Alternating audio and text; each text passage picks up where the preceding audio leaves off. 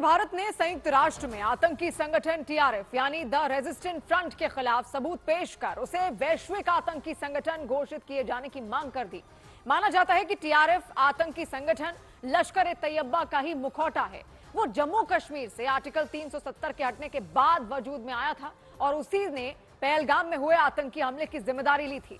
हालांकि बाद में वो इससे मुकर गया था, लेकिन भारत ने इस आतंकी संगठन की घेरेबंदी शुरू कर दी। टीआरएफ पर शिकंजा कसने के लिए भारत ने संयुक्त राष्ट्र में उसके खिलाफ कई सबूत पेश किए। यूएन की कमेटी को इन बातों की जानकारियां दी गई कि पहलगाम आतंकी हमले के पीछे द रेजिस्टेंट फ्रंट का क्या रोल था। उसकी तमाम गतिविधियों के बारे में भी संयुक्त राष्ट्र को बताया गया। अपने दावे को पुख्ता करने के लिए भारत ने टीआरएफ के खिलाफ कई सबूत भी सौंपे ताकि टीआरएफ को वैश्विक आतंकी संगठन घोषित कर उस पर नकेल कसी जाए। भारतीय प्रतिनिधिमंडल ने इस सिलसिले में संयुक्त राष्ट्र की उन समितियों के अधिकारियों से भी मुलाकात की जो किसी भी गुट या संगठन को आतंकी संगठन करार देने पर फैसला लेते हैं। यही नहीं, भारतीय दल के लोग इस मुद्दे पर अपना पक्ष मजबूत करने के लिए कई दूसरे देशों के अधिकारियों से भी मिले।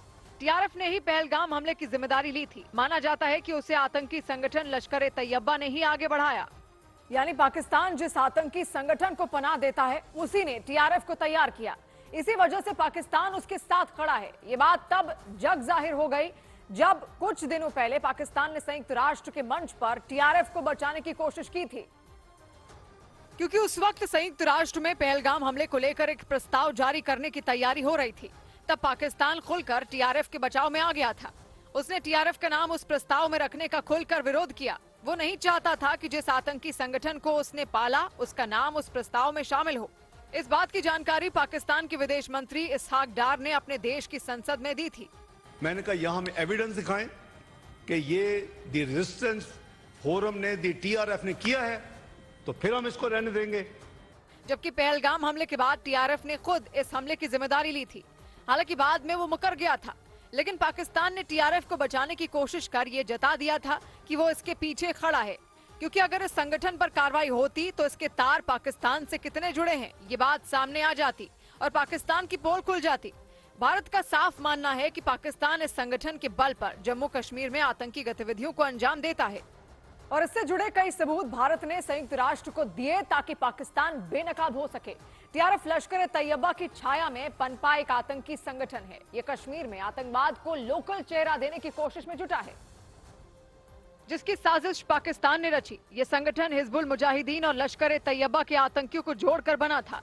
माना जाता है कि अगस्त 2019 में जम्मू कश्मीर से आर्टिकल 370 हटने के बाद अक्टूबर 2019 में ये वजूद में आया और इसने 6 महीने के अंदर कश्मीर में कई गुटों को अपने झंडे तले ला खड़ा किया था।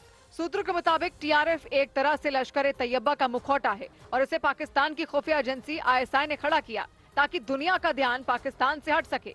सूत्रों के मुताबिक पाकिस्तान ने इस संगठन को खड़ा करवाया ताकि दुनिया को ये दिखाया जा सके कि आतंकवाद भारत की लोकल प्रॉब्लम है और इसके आतंकी जो हैं वो वहीं के लोकल हैं, पाकिस्तान से नहीं आते हैं। लेकिन इसके सहारे पाकिस्तान ने अपने मंसूबे को पूरा करने में कोई कसर नहीं छोड़ी और इसी संगठन ने पहलगाम हमले से पहले जम्मू कश्मीर में कई आतंकी हमलों को अंजाम दिया था। टीआरएफ ने कश्मीरी पंडितों, सिखों, हिंदुओं और कई बार मुस्लिम समुदाय के लोगों को भी निशाना बनाया, जिनमें सरकारी कर्मचारी, मजदूर, कारोबारी, स्थानीय नेता, पर्यटक और पुलिस वाले भी शामिल थे। यानी टीआरएफ ने पाकिस्तान के कहने पर कश्मीर में कई लोगों की हत्याएं की। पिछले साल 7 अक्टूबर को जम्मू कश्मीर के गांदरबल में एक निर्माण स्थल पर टीआरएफ ने हमला करके 7 लोगों की जान ले ली थी।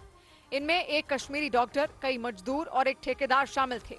इससे पहले अप्रैल 2020 में कुपवाड़ा के केरन सेक्टर में नियंत्रण रेखा के नजदीक टीआरएफ ने 4 दिन की खूनी जंग छेड़ी थी, जिसमें भारत के 5 पैरा कमांडो शहीद हो गए थे। इसके अलावा भी उसने कई आतंकी हमले किए। पहलगाम हमले के लिए भी उसे ही जिम्मेदार माना गया। आरोप लगा कि टीआरएफ के आतंकियों ने ही वेस्टर्न घाटी में 26 पर्यटकों की जान ली थी। हालांकि भारत सरकार ने 2023 में ही उसे आतंकवादी संगठन घोषित कर दिया था और यूएपीए के तहत उस पर पाबंदी लगा दी थी।